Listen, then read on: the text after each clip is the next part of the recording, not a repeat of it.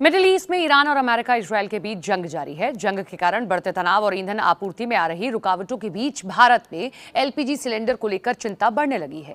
कई शहरों में कमर्शियल गैस सिलेंडर की सप्लाई प्रभावित होने की खबरें अब सामने आने लगी हैं। होटल, रेस्टोरेंट्स और केटरिंग इंडस्ट्री सबसे ज्यादा प्रभावित बताई जा रही है।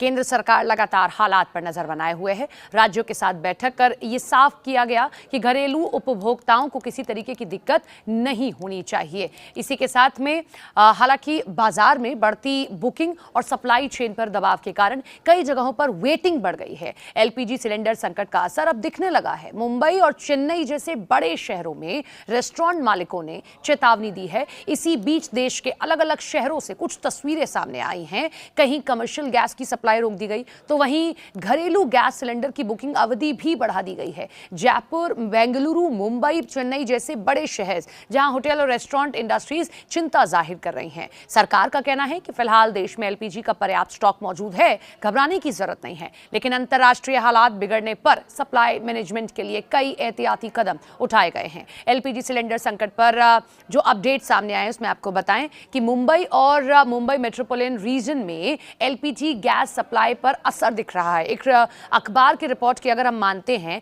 तो गैस की सप्लाई कम आने के कारण घरेलू सिलेंडर की बुकिंग के बाद 2 से 3 दिन की देरी हो रही है। एक उपनगरीय डीलर ने यह बताया है मुंबई के कि पेट्रोलियम मंत्रालय की नई अधिसूचना के अनुसार अब घरेलू उपभोक्ता एक सिलेंडर मिलने के 25 दिन बाद ही अगला रीफिल बुक करा सकते हैं, जबकि पहले 1-2 दिन में ही नई बुकिंग हो जाती थी। गैस एजेंसियों का कहना है कि होटल और रेस्टोरेंट में इस्तेमाल होने वाले कमर्शियल सिलेंडरों की सप्लाई लगभग ठप हो गई है। एक रेस्टोरेंट मालिक ने बताया कि फिलहाल 14 किलो वाला जो घरेलू सिलेंडर है वही मिल रहा है, लेकिन कमर्शियल सिलेंडर की सप्लाई रविवार से बंद है।